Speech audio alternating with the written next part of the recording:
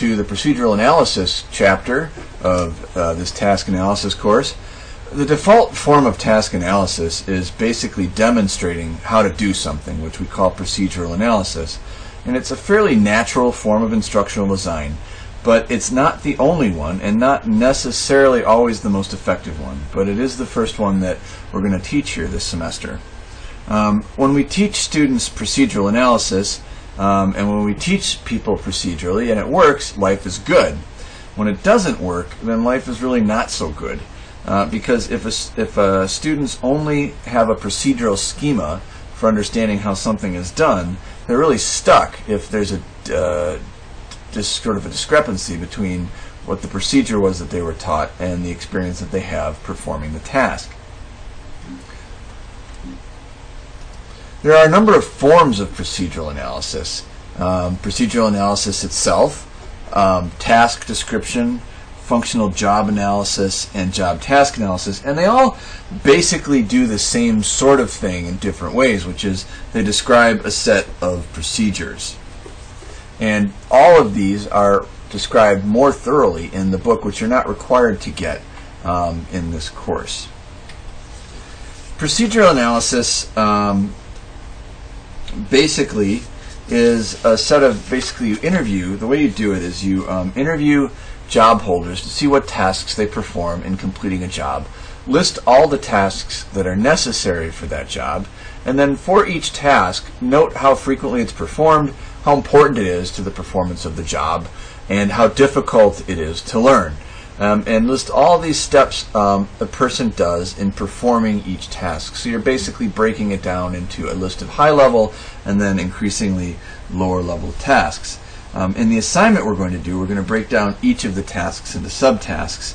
And the rationale is if you do not identify all the procedures, you're likely to leave out some important steps. Now, one way of analyzing a job using task analysis or procedural analysis is to do flow charting. So a flow charting semantic is the little circle for input and exit points, rectangles for operations where somebody completes some kind of mental action, a diamond for decisions, and then arrows for sequencing or directions. And learning the flow charting method itself could actually divert us from what we need to learn regarding procedural analysis. So we're going to just use a list methodology in this course. But I wanted you to understand a little bit more about flow charting.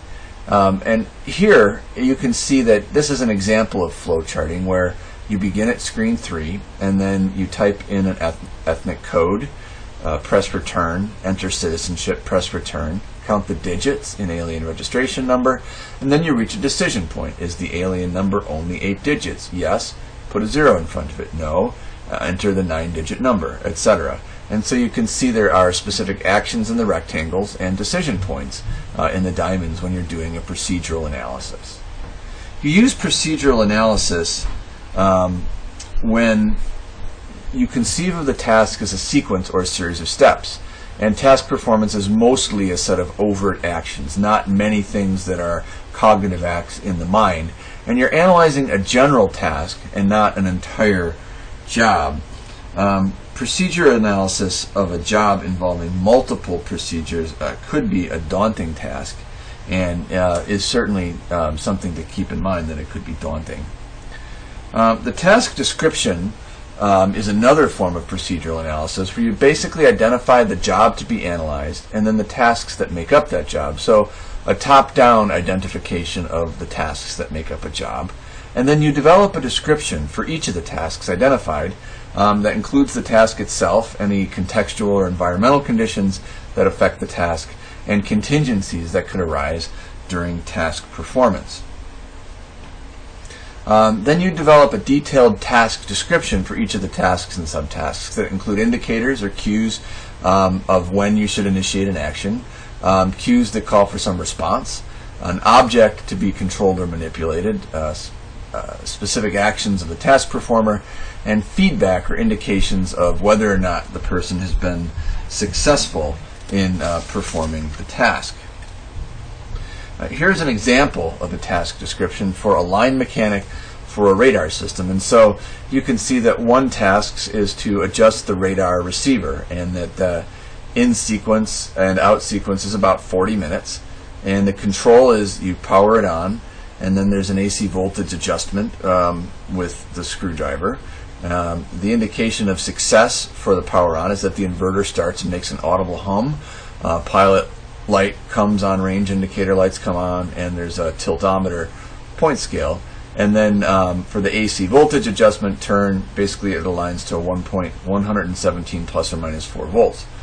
And then the remarks or precautions: avoid starting the system with covers removed from high voltage unit because there's personal hazards. So you use task description when you're describing an entire task. The performer interacts with machines or equipment a lot, and performance is contingent on the outcomes that you can identify in the task analysis. Functional job analysis is a more generic approach for analyzing jobs that's beyond the scope of this course. But basically you would do functional job analysis when you have data, people, and things interacting with each other. And there's actually a database of thousands of jobs that have been analyzed using functional job analysis. At a high level, you're basically identifying the job to be analyzed and breaking it into job tasks. You do this by observing skilled performers. Then you write down task statements, that basically what is a person doing on the job and the actions performed. Indicate the object of the verb, to whom or what the action is taken, and describe the equipment and the expected outcomes. And then you classify all of the tasks that you've inventoried on the worker function scale, which is related to data, people, and things, and then specify the level of activity of the worker involving data, people, and things. You identify the proportion of time in each area, specify related requirements like in particular educational requirements, and then record this information in a standardized form like the one we've seen back here. You use functional job analysis when the job performer interacts with people, data, and you need a high level of precision. Job task analysis is another kind of procedural analysis where you think about doing the job and writing down the tasks that are involved in using the job. So you can brainstorm this or do an individual interview. You can list any special or unusual conditions that are involved in doing the job, and you develop a job description that includes what is done on the job and any special conditions that are involved. Basically, think about the job, review the description, then write down the tasks associated with that job. So here's an example of a job task analysis. There are 14 items listed in this table, and you can see that there's one task that's performed that involves troubleshooting and repairing malfunctions, and it occurs every day. It's a very important task on a scale of 1, 2, or 3. It's a 1, which is the most important.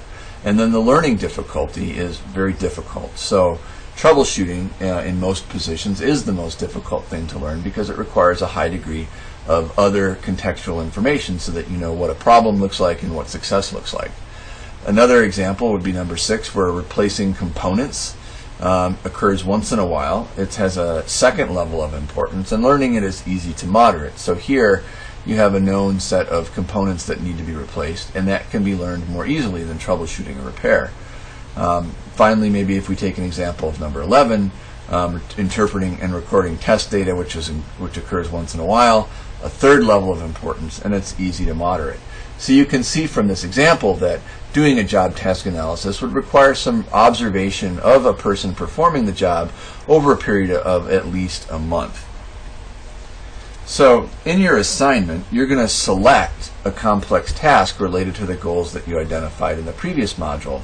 And these job tasks, and basically you're going to develop these job tasks in a hierarchical format, and the tasks that you identify are going to be of mixed complexity. So here's an example of a hierarchical format for doing a job task analysis for counseling. So you can see at level 1, you have a plan for counseling, initiating counseling, assisting the client in setting goals, developing an action plan, evaluating progress, terminating the relationship, and evaluating the counseling session. And then if you notice level 2, we're continually breaking down each of the tasks. So the level 1 task is just plan for counseling. If we go to level 2, you can see 1.1 through 1.7, and these are the subtasks for making the plan for counseling. And what we're doing is proceduralizing all of the individual tasks. Now, obviously, in the case of counseling, being an effective counselor will involve more than simply following these procedures, but this gives you a model of how the job of being a counselor is performed. So level 2, you would review the client history, make notes identifying significant facts and likely concerns, and etc. down through 1.7. Level 3, you can see if a client is between 2 and 8, you play puppet games. Between 9 and 14, you use role playing. 15 and 21, using verbal techniques. So you can see there are level 3 forms of analysis that occur for counseling that are not necessarily easy to break down without really thinking it through. And you also have these if, then, else kinds of things. So you can embed in level 3, especially the if, this, then, that kinds of procedures. And that's one of the things that, when you get to those sort of decision points, you know that you've broken down the job, task, and procedure in an appropriate level. So we're going to strive for a 3-level breakdown in the assignment in this module. Now, task analysis or procedural analysis may seem tedious. That's because it is. And use the discussion board. What I'd like you to do is start developing your procedures, your procedural analyses, and use the discussion board for creating a sense of what is happening and getting feedback from your peers and from me. Now, this final procedural analysis is due at the end of the September 18th deadline. So if you have questions, let me know. Otherwise, good luck, and I will see you